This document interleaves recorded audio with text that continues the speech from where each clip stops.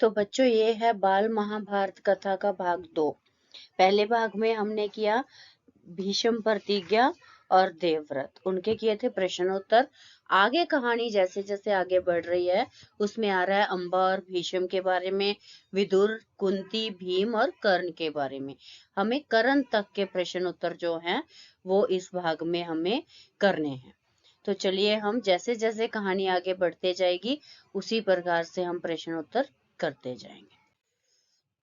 तो पहला प्रश्न है, काशी राज की कन्याओं के स्वयंवर में भीष्म किस उद्देश्य से गए थे? तो काशी राज ने अपनी जो बेटियां थी उनकी शादी के, उनके विवाह के अवसर पर एक स्वयंवर रचाया था। तो वहां पे सब दूर दूर से राजकुमार आए थे। तो भीष्म किस उद्देश्य से गए थे? क्या वो अपनी शादी के उद्देश्य से गए थे? नहीं। तो भीष्म किस उद्देश्य से गए थे? भीष्म अपने छोटे भाई विचित्रवीर्य के लिए कन्याओं का अपहरण करने गए थे। उस काल में क्षत्रियों द्वारा अपहरण करके किया गया विवाह श्रेष्ठ माना जाता था। तो कहानी में क्या दिया गया था हमें किताब में, कि जब भीष्म अपने भाई विचित्रवीर्य के लिए उस स्वयंवर में पहुंचते हैं तो लोग क्या समझने लगते हैं कि भीष्म अपनी शादी के लिए आए हैं।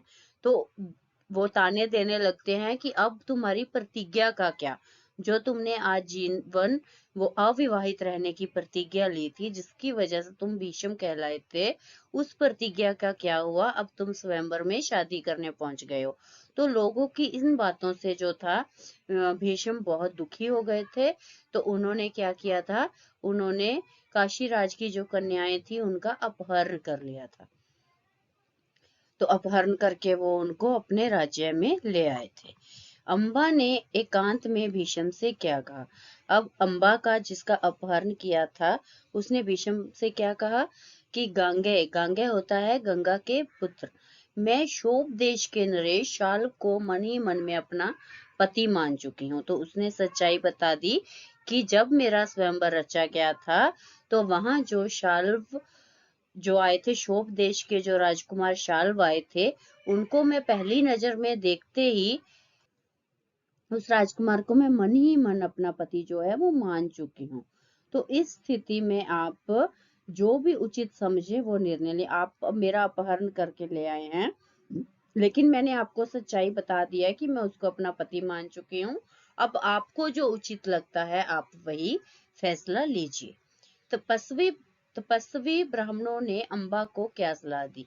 तो अब इसके पीछे की कहानी आप लोगों ने अपनी किताब में पढ़ी है कि जब अंबा को ना तो आ, उनके जिनको अपना वो पति मान चुकी थी शाल उन्होंने अपनाया, और ना ही फिर विचित्रवीर्य ने अपनाया। तो जो अंबा थी वो कहीं की नहीं रही, ना तो वो उधर जा सकती थी ना उधर।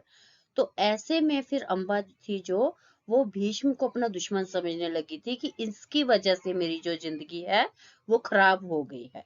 तो वो बदला लेने के लिए तपस्वी ब्राह्मणों के पास गई थी। तो उन्होंने जो सलाह दी थी उसका उत्तर इसमें लिखना है। तपस्वियों ने कहा, बेटी तुम परशुराम के पास जाओ, वे तुम्हारी इच्छा अवश्य पूरी करेंगे। तब ऋषियों की सलाह पर अंबा परशुराम के पास गई।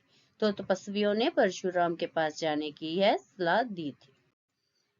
आगे है, युद्ध में कोई निर्णय ना हो पाने के बाद परशुराम जी ने अंबा से क्या कहा? तो जब अंबा के कहने पर परशुराम जी जो हैं वो उससे भीष्म से युद्ध करते हैं, तो जब उसका कोई निर्णय नहीं निकलता तो परशुराम जी जो अंबा को कहते हैं उसका जिक्र इस प्रश्न में है।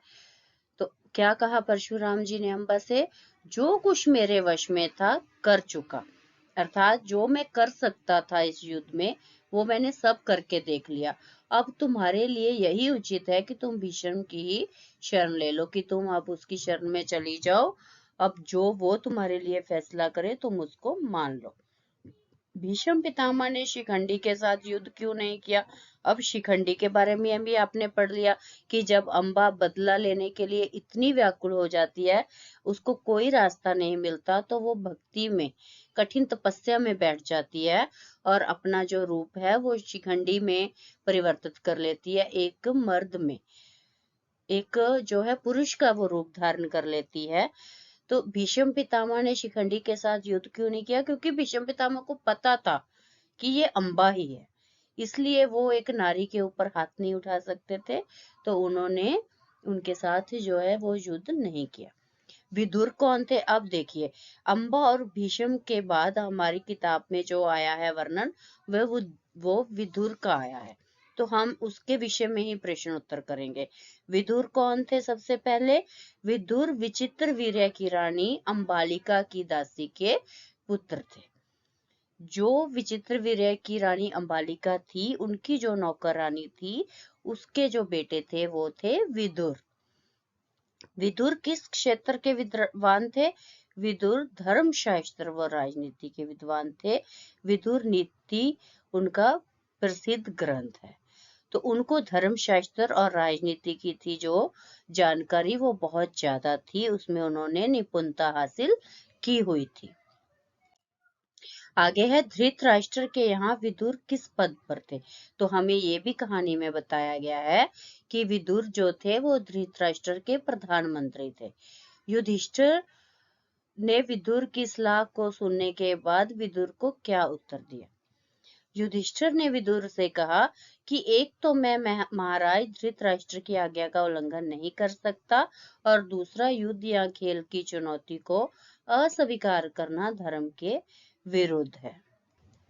तो जब धृतराष्ट्र ने वो जुए वाली बात की थी, तो उसके विषय में विदुर ने क्या समझाने की कोशिश की थी युधिष्ठिर को कि ये अनुचित है, इससे जो है बहुत नुकसान होने वाला है, आप लोग ये जो जुए का खेल है, चौसर का खेल है, ये नहीं खेलो।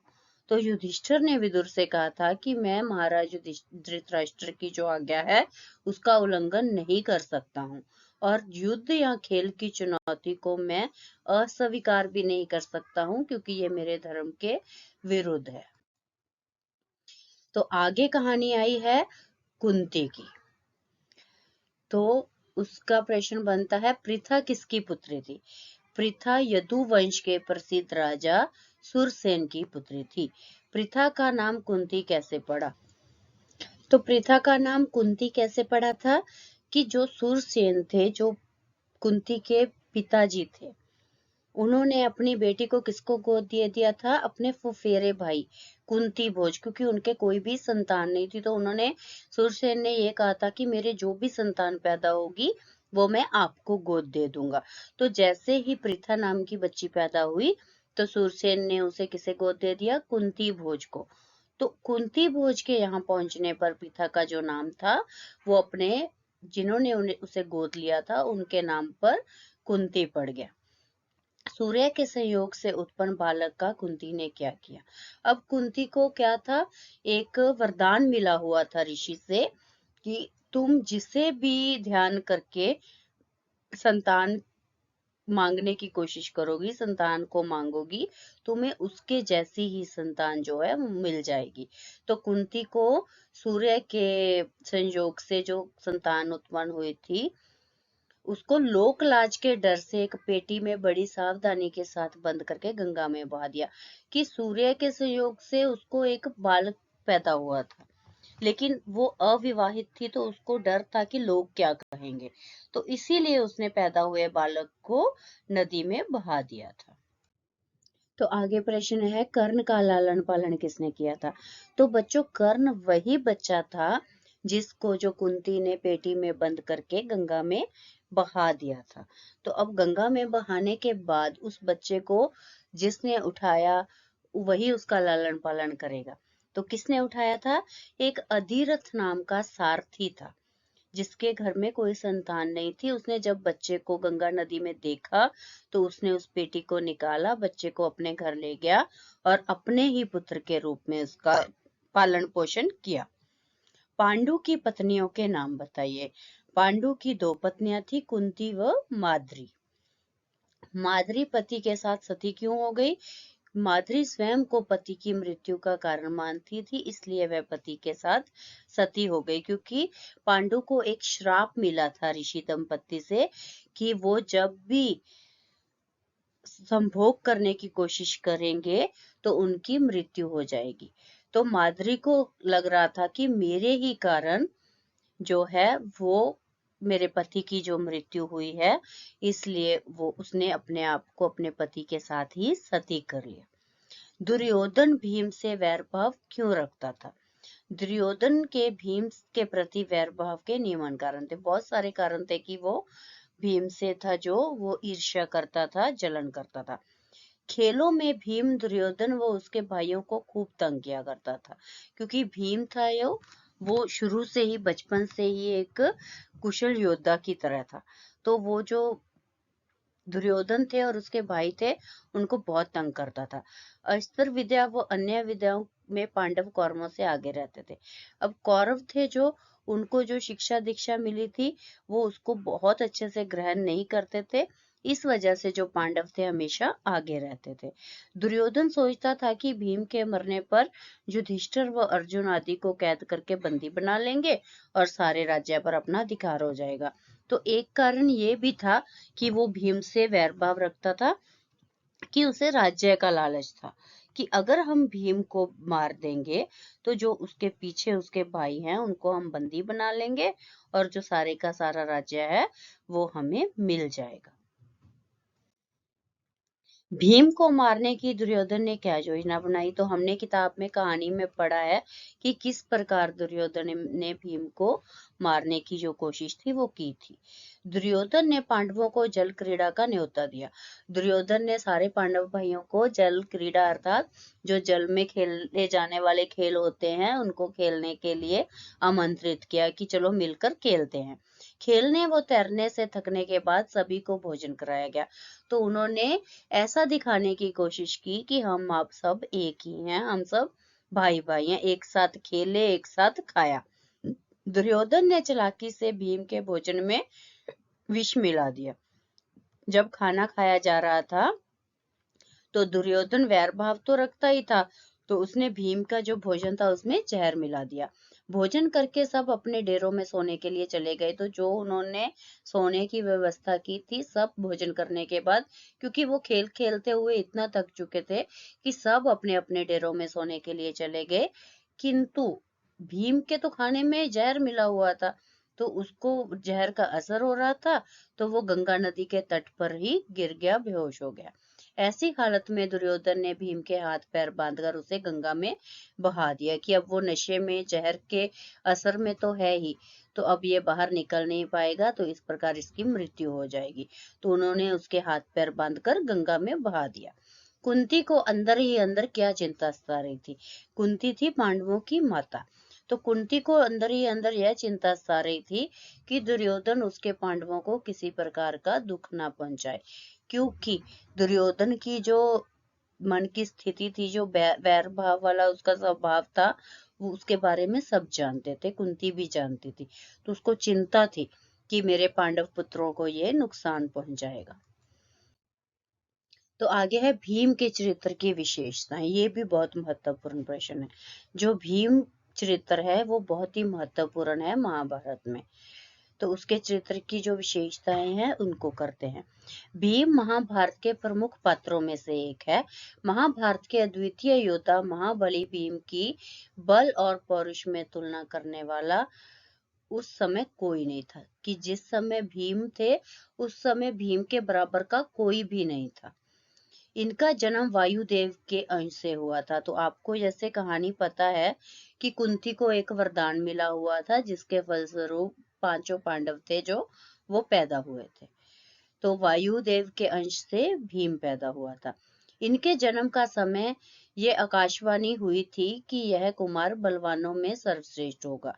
तो जब भीम पैदा हुए थे तो ये भविष्यवाणी हो गई थी कि जो भीम है वो सर्वश्रेष्ठ होगा। वस्तुतः भीमसेन शारीरिक बल में अपने युग के सर्वश्रेष्ठ योद्धा थे। तो बहुत ही शारीरिक रूप में वो बलवान थे। बचपन में खेल खेल में ये धृतराष्ट्र के पुत्रों को, कौन थे पुत्र? कौरव, बार बार पराजित कर दिया करते थे। तो जो भीम थे वो सारे के सारे कौरव भाइयों को हर खेल में ही हरा देते थे, क्योंकि ये एक साथ पले बड़े थे, तो एक साथ ही खेलते थे। भीमसेन की ये विशेषता थी कि अन्याय होते देखकर उसका प्रतिकार करने के लिए तुरंत तैयार हो जाते थे। तो ये भीम की सबसे बड़ी विशेषता थी कि वो कभी भी अन्याय होते हुए नहीं देखते थे, उसके विरुद्ध जो थे वो खड़े हो जाते थे। अपने प्राण को खतरे में डालकर दूसरों को कष्ट से मुक्ति दिलाना इनका सहज स्वभाव था। तो भीम के चरित्र की और विशेषता क्या थी कि वे अपने प्राणों की भी परवाह नहीं करते थे दूसरों के दुख को दूर करने में। 10,000 हाथियों का बल रखने पर भी ये किसी के प्रति अत्याचार नहीं करते थे। इनके पास इतना शारीरिक बल था कि 10,000 हाथी भी उसके पीछे फीके पड़ जाते, लेकिन फिर भी इतना बल होने के बावजूद भी वो किसी पर भी अत्याचार जो था वो नहीं करते थे। तो कितनी बड़ी विशेषता है ये उनके जीवन की। अपनी माता तथा बड़े भाई महाराज युधिष्ठिर के ये अत्यंत ही आज्ञाकारी थे। तो ये एक ऐसे पुत्र थे जो अपने बड़ों का बहुत ही आदर करते थे, उनकी आज्ञा का पालन करते थे। भीम अद्भुत योद्धा होने के साथ नीति शास्त्र के भी अच्छे ज्ञाता थे। तो उनके चरित्र की एक विशेषता क्या है कि वो नीति शास्त्र के भी बहुत अच्छे ज्ञाता थे, उनको ज्ञान था नीति शास्त्र का। कुरुराज धृतराष्ट्र ने भीम की वीरता का वर्णन करते हुए कहा है। अब धृतराष्ट्र ने उनके विषय में जो बात कही है उसका जिक्र किया गया है। अगर आप इस प्रकार से प्रश्नों के उत्तर लिखोगे तो आपको बहुत अच्छे जो नंबर हैं वो प्राप्त होंगे, क्योंकि ये देखने में बहुत ही आकर्षक लगते हैं। महाबाहु भीमसेन इंद्र के समान तेजस्वी हैं। मैं अपनी सेना में युद्ध में उनका सामना करने वाला किसी को भी नहीं देखता। वे असल विद्या में आचार्य द्रोण के समान, वेग में वायु के समान और खोज में महेश्वर के तुल्य हैं। तो ये पूरे का पूरा कथन हमने कैसे लिखा है कि ये बात उनके बारे में धृतराष्ट्र ने बोली थी। तो उनके चरित्र की विशेषताओं को धृतराष्ट्र ने अपने कथन में कहा था। धृतराष्ट्र का यह कथन सर्वथा सत्य है कि इसमें कुछ भी झूठ नहीं है। भीम के बारे में उन्होंने जो भी कहा वो एकदम सत्य है। भीमसेन महाभारत के अद्वितीय योद्धा थे। महाभारत के युद्ध में उन्होंने अद्भुत पराक्रम का प्रदर्शन किया। अंत में दुर्योधन को गदा युद्ध में पराजित करके इन्होंने पांडवों के लिए विजयश्री प्राप्त की। तो पांडवों को जो महाभारत के युद्ध में विजय मिली थी उसके पीछे किसका हाथ था? भीम का। तो ये थी भीम के चरित्र की विशेषताएं। आगे है पांडवों ने अस्त्र शस्त्र की शिक्षा किससे प्राप्त की? पांडवों ने पहले कृपाचार्य से और बाद में द्रोणाचार्य से अस्त्र शस्त्र की शिक्षा जो है वो प्राप्त की। अर्जुन किस क्षेत्र में अद्वितीय था? तीर चलाने में। आप सबको ये कहानियां पता होंगी ना कि अर्जुन था जो वो तीर चलाने अर्थात धनुष विद्या में सर्वश्रेष्ठ था। कर्ण को देखकर कुंती क्यों मूर्छित सी हो गई? अब ये आगे की कहानी है कर्ण की। जब वो कौरवों के पास कौरव पांडवों के राजमहल में आया तब कुंती ने कर्ण को पहचान लिया। कुंती जो थी उसने देखा जब कर्ण को तो उसको पता चल गया कि ये वही पुत्र है जिसे मैंने गंगा में बहा दिया था। आज उसके ही दो पुत्र एक दूसरे को चुनौती दे रहे थे। कुंती लोक लज्जा के भय से यह नहीं कह पा रही थी कि कर्ण मेरा पुत्र है। ऐसी स्थिति में उसका मूर्छित हो जाना जो स्वाभाविक था। तो जब कर्ण पैदा हुआ था तब भी जो कुंती थी वो लोक लाज की वजह से बोल नहीं पाई थी, और अब भी जब कर्ण उसके सामने इतने सालों के बाद आया था और कुंती ने पहचान लिया था तब भी कुंती नहीं कह पाई कि ये मेरा ही पुत्र है। ये दोनों जो हैं जो युद्ध करने के लिए तैयार खड़े हैं ये दोनों भाई भाई हैं। तो ऐसी स्थिति में वो क्या था, मूर्छित सी हो गई, बेहोश हो गई। इंद्र ने कर्ण से क्या भिक्षा मांगी और क्यों? इंद्र ने अर्जुन को विपत्ति से बचाने के लिए कर्ण से उसके जन्मजात कवच और कुंडलों की भिक्षा मांगी थी। तो जब कर्ण पैदा हुए थे तो उनके कानों में जो कुंडल थे और उनका जो कवच था वो जन्मजात था। तो इससे जो था अर्जुन को विपत्ति थी कि अर्जुन नहीं जीत पाएंगे कर्ण से। तो इसलिए इंद्र ने अर्जुन को इस विपत्ति से बचाने के लिए कर्ण से उसके वो जन्मजात कुंडल और कवच ही भिक्षा में मांग लिए, एक साधु का रूप धारण करके। कर्ण ने देवराज से वरदान के संबंध में क्या कहा? कर्ण ने देवराज से कहा, आप प्रसन्न हैं तो शत्रुओं का संहार करने के लिए अपना शक्ति नामक शस्त्र जो है वो मुझे दे दे। तो कर्ण ने देवराज से उनका शक्ति शस्त्र मांग लिया। कर्ण ने परशुराम जी के साथ क्या छल किया।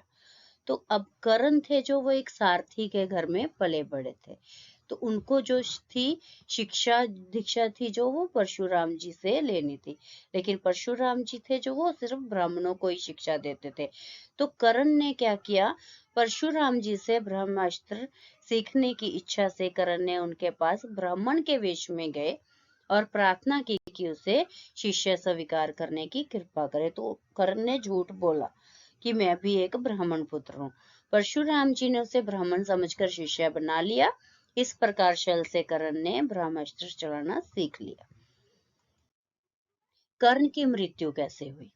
अर्जुन से युद्ध करते समय जब श्रापवश कर्ण के रथ का पहिया जमीन में धंस गया। कर्ण को क्या श्राप मिला था कि उसका जो रथ का पहिया होगा वो जमीन में धंस जाएगा। तो जब धंस गया तो कर्ण जो है अपना धनुष बाण रखकर जमीन में धंसा हुआ जो पहिया था उसको निकालने की कोशिश करने लगे। तभी अर्जुन ने उन पर जो था प्रहार कर दिया और उनकी मृत्यु हो गई। तो आगे है कर्ण के चरित्र की विशेषताएं, ये भी बहुत महत्वपूर्ण है। तो कर्ण के चरित्र की विशेषताएं इस प्रकार है। कर्ण सच्चा गुरु भक्त था। तो जो कर्ण थे वो अपने गुरु का बहुत अपने प्राणों से भी बढ़कर आदर करते थे। वह अपने गुरु के लिए हमेशा त्याग करने को तत्पर थे कि उनसे उनकी जान भी मांगी जाए तो वो गुरु पे निशावर करने के लिए हमेशा तैयार रहते थे। अत्यधिक कष्ट सहकर भी वे अपने गुरु परशुराम की निद्रा को बाधित नहीं करना चाहते थे। तो जब एक कीड़ा उनकी जांघ पे जब परशुराम जी आराम कर रहे होते हैं, नींद में होते हैं, तो वो बिल्कुल भी नहीं हिलते। कीड़ा उनकी पूरी जांघ को काटकर पूरा खून बहने लगता है, लेकिन उनके गुरु की निद्रा भंग ना हो जाए इस वजह से वो रत्ती भर भी हिलते नहीं। जब गर्म खून का स्पर्श परशुराम को होता है और उनकी निद्रा भंग हो जाती है, तब उनको पता चलता है कि ये तो ब्राह्मण पुत्र नहीं है। गुरु द्वारा श्राप दिए जाने के बावजूद वह अपने गुरु की निंदा सुनना पसंद नहीं कर रहे। भले ही परशुराम ने उनको श्राप दे दिया था कि युद्ध भूमि में तुम्हारा जो रथ का पहिया है वो जमीन में धंस जाएगा, फिर भी श्राप लेने के बाद भी वो अपने गुरु की निंदा सुनना पसंद नहीं करते थे। तो आगे कर्ण धनु विद्या में अत्यधिक प्रवीण थे क्योंकि उन्होंने ये शिक्षा जो है वो प्राप्त की हुई थी। वे अपने समय का सर्वश्रेष्ठ धनुर्धारी है जिसके सामने अर्जुन को भी टिकना मुश्किल लगता है। तो अर्जुन थे जो वो बहुत ही निपुण थे, लेकिन कर्ण के आगे वो भी फीके पड़ जाते थे। इसलिए इंद्र देवता ने अर्जुन की रक्षा के लिए कर्ण से ब्राह्मण वेश धारण करके कवच कुंडल मांग लिए, जो हमने पिछले प्रश्न में किया है। कर्ण उच्च स्तर के संस्कारों से युक्त थे, तो उनको जो संस्कार दिए गए थे एक सारथी के द्वारा दिए गए थे वो बहुत ही उच्च स्तर के थे। वह नैतिकता को अपने जीवन में विशेष महत्व देते थे। इसी नैतिकता के कारण वह द्रौपदी के अपहरण संबंधी दुर्योधन के प्रस्ताव को अस्वीकार कर देते हैं। जब दुर्योधन उनको बोलते हैं कि हम द्रौपदी का अपहरण करेंगे, आप हमारी सहायता कीजिए, तो उनको ये नैतिकता के विरुद्ध लगता है और वो नहीं मानते। कर्ण अपने समय का सर्वश्रेष्ठ दानवीर था। तो आगे उनकी विशेषता क्या है कि वह सर्वश्रेष्ठ दानी थे।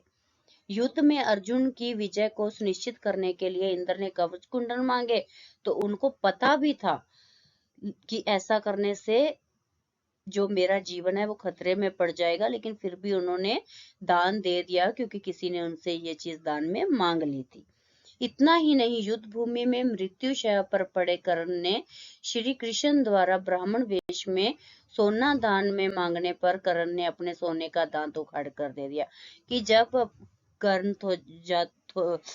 जो था वो मृत्यु शैया पर लेटा हुआ था, फिर भी श्री कृष्ण ने ब्राह्मण वेश में उससे सोना मांगा, तो कर्ण ने क्या दे दिया सोने के रूप में, अपना सोने का दांत उखाड़ कर दे दिया।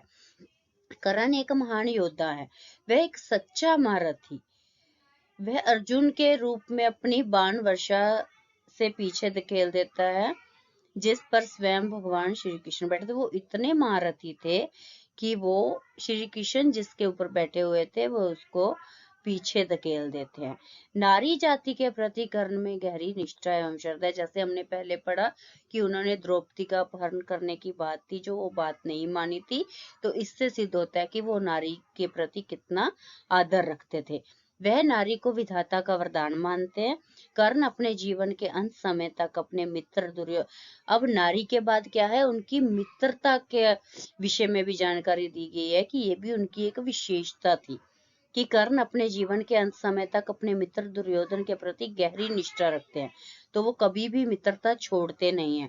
दुर्योधन के प्रति उसकी मित्रता को कोई भी व्यक्ति कम नहीं कर सका। अंत कहा जा सकता है कि कर्ण का व्यक्तित्व अनेक श्रेष्ठ मानवीय भावों से परिपूर्ण है। तो कर्ण के चरित्र की जो विशेषताएं थी वो इस प्रकार थी। तो बच्चों, तो ये हमने ये कर लिया भीष्म प्रतिज्ञा, देवव्रत, आगे उसके भीष्म और अम्बा, विदुर, कुंती, भीम और कर्ण। तो हमने इन सब के जो भी प्रश्न उत्तर बन रहे थे वो सारे इसमें पूर्ण कर लिए हैं। उम्मीद है आपको समझ आए होंगे। धन्यवाद।